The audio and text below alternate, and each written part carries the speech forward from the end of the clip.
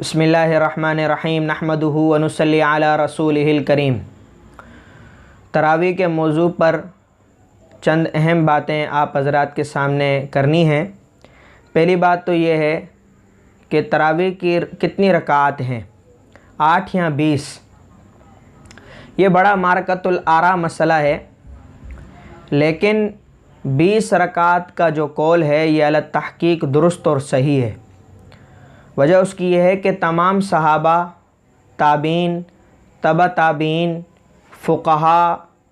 फ़ुक़हा में फ़िक़्ह हनफ़ी के उलमाए कराम हों या फ़िक़्ह शाफ़ी के उलमाए कराम हों या फ़िक़्ह मालिकी के उलमाए कराम हों या फ़िक़्ह हनबली के उलमाए कराम हों या इनके अलावा दूसरे फ़ुक़हा, इन तमाम फ़ुक़हा, मुहद्दिसीन, मुफ़स्सिरीन का इस बात पर इत्तिफ़ाक़ और इजमा है कि तरावी 20 रकात हैं।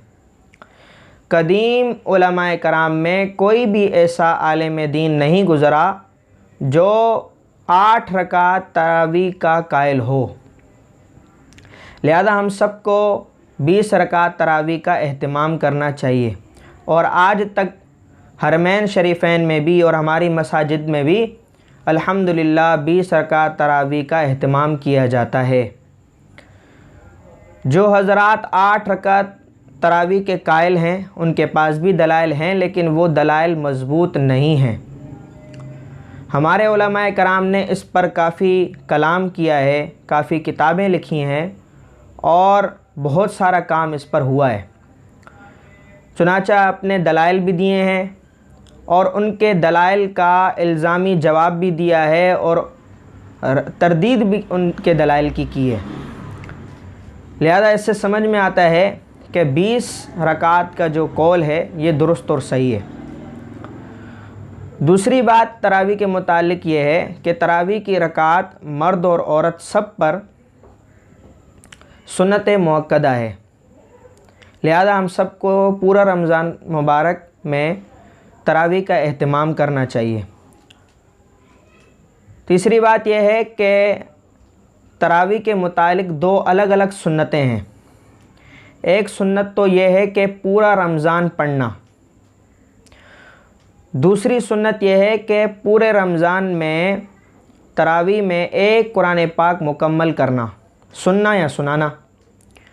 हमारे यहाँ बाज़ लोग या तो पूरा कुरान पाक नहीं सुनते या पूरा रमज़ान तरावी नहीं पढ़ते और इस तरीके से इन सुन्नतों पर अमल से वो महरूम रह जाते हैं। लिहाजा जहाँ हम पहले दिन तरावी पढ़ें पाबंदी से, वहीं उन्हीं कारी साहब के पीछे पूरा रमज़ान तरावी पढ़ने का एहतमाम करें या जब तक ख़त्म नहीं हो जाता तब तक उन कारी साहब के पीछे तरावी का एहतमाम करें। वजह उसकी है कि मुख्तलिफ़ मसाजिद में मुख्तलिफ़ तरीक़ों से तरावी पढ़ाई जाती है। मसलन ये कि कोई कारी साहब 1.25 पारा पढ़ रहे हैं, कोई कारी साहब 1 पारा पढ़ रहे हैं, कोई कारी साहब 1.5 पारा पढ़ रहे हैं। लिहाजा जिनके पास आप जिनकी इमामत में, जिनकी इक्तदा में तरावी पढ़ रहे हैं उनकी इक्तदा में ही पूरा रमज़ान एहतमाम के साथ तरावी पढ़ें। इसके साथ साथ हम सबको अपनी मस्तूरात की भी निगरानी करनी चाहिए, क्योंकि उमूमन घर के काम काज करने की वजह से अफ्तारी और खाने वगैरह के एहतमाम करने की वजह से हमारी मस्तूरात काफ़ी थक जाती हैं और उस वजह से तरावी में काफ़ी सुस्ती देखने को मिलती है। इस वजह से हम सबको अपनी मस्तूरात की निगरानी करनी चाहिए। क्या वो तरावी का एहतमाम कर रही हैं, नमाज़ों का एहतमाम कर रही हैं, उनकी ज़िक्र और तिलावत कसरत से कर रही हैं या नहीं कर रही, इस बात का हम सबको निगरानी करनी चाहिए उनकी। इसकी सूरत ये भी हो सकती है कि हम अपने अपने घरों में तरावी का एहतमाम करें, कारी साहब को बुला लें, हाफिज़ साहब को बुला लें और ख़ुद भी बस फ़र्ज़ पढ़कर मस्जिद से तशरीफ़ ले आएँ, सुन्नतें और तरावी घर में पढ़ लें।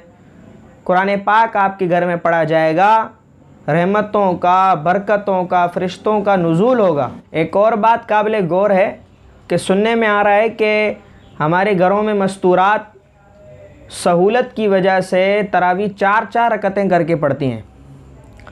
याद रखें 4 रकअतें तरावी करके पढ़ना ये दुरुस्त नहीं है और खिलाफ सुन्नत है।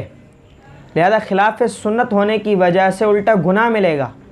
लिहाजा हम सबको एहतमाम करना चाहिए कि हर काम को, हर फ़ेल को, हर अमल को सुन्नत के मुताबिक अमल करने की और उसको अदा करने की भरपूर कोशिश करनी चाहिए। व आखिरु दावाना अनिल हम्दुलिल्लाहि रब्बिल आलमीन।